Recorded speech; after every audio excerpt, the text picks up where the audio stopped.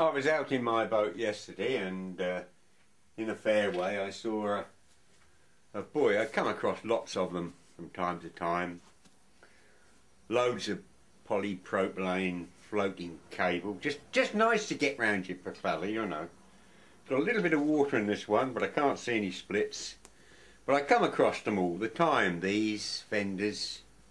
And there was just well, there's nothing at the end of the line, just a horrible knotted mess. So judging by the knots, it's been lost. And this one, as you can see, is somewhat deflated. And I'm no authority on fenders and markers or anything. This one's made by Anchor Marine, but most of them I can put air in them. You can buy, I suspect you can buy little adapters to fit the various valves. There's different ones, and I've never found the need. This particular one here has got a little plastic pin, which is unusual to find. But I put the compressor on, little fridge compressor, and with a standard sort of nozzle, and I find, I don't quite know why or what the position is, but if you pulse the air in, just by putting on there and pulse,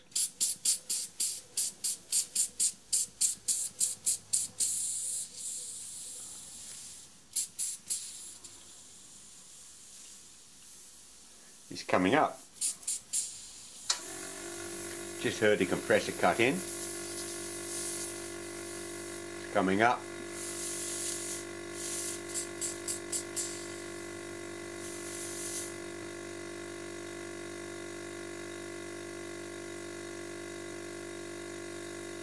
That's enough.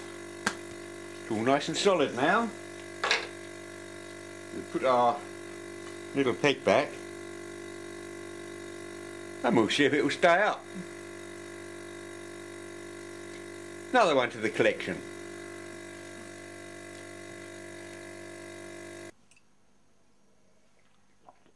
Okay, well, back to moaning. No, I'm not going to moan.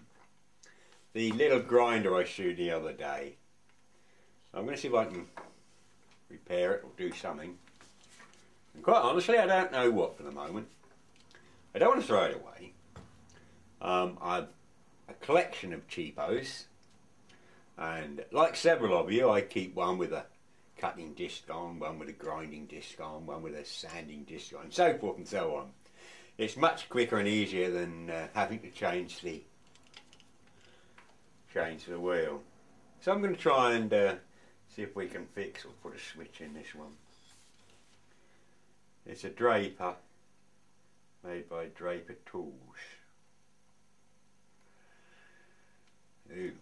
Right, well,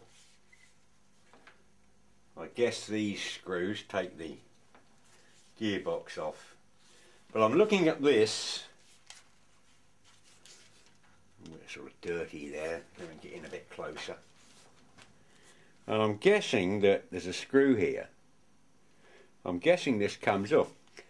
The reason I'm making this guess is, if you look carefully, you can just see, and here with my thumbnail, where the two halves of the die have come together, and that's not present on this piece.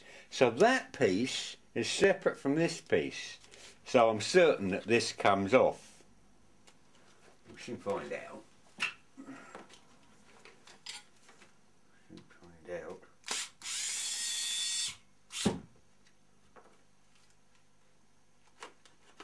Yes, it does. Ha ha! Oh, well, at least we can get to the brushes. Let's get a screwdriver. That one will do. No, it won't. I haven't got enough, you know.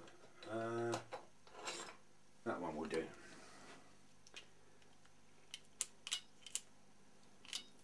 The switch is down this end. Oh, that's a damn nuisance. So all I've got to do is somehow pick that up. Right now, to be honest, I'm not quite sure what I'm going to do. What I'm not going to do is throw it in the bin. I'll stop the video and give my brain cells 5 minutes to think about this one. Okay, well, I've thought about this a little bit, and there's more than one way of skinning a rabbit, I suppose, but there's no, I don't want to take the rest of this apart. There's no room, I can see the armature in there, there's no room to put a switch in here, a clicky switch. Very little room here.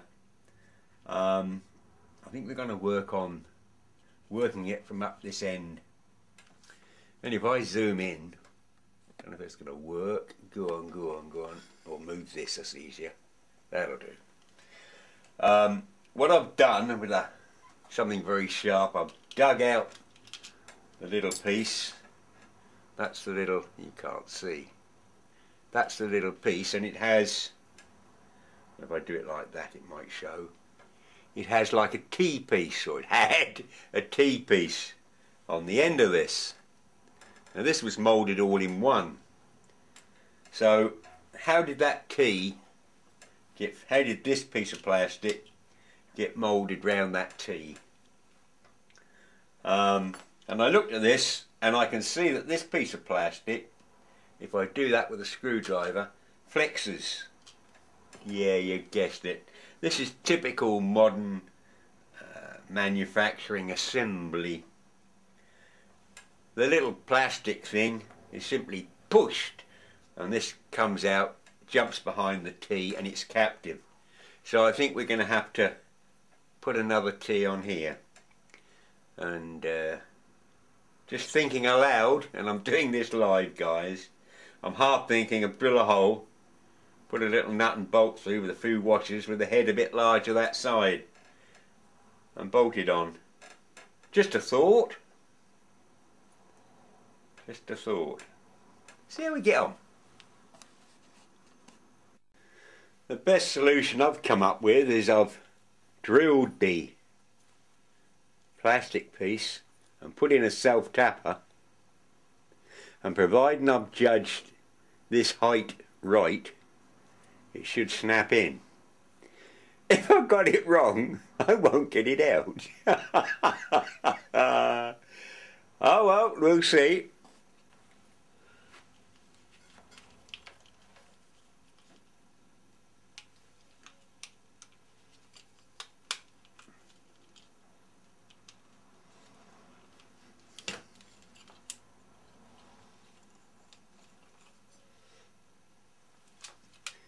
No, it's going to want a smaller self-tapper.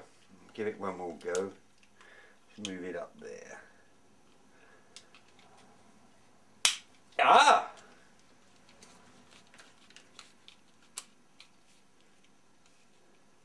Will it lock off and lock on? Well, there's only one way to find out. Ha ha! Well, there you go, folks. A poor old chap's success story. Hooray! And it will lock on and unlock. And that doesn't protrude very much to worry about, and it's in there, it won't come out. So if you want to know how to repair one of those, ha ha! I just did it.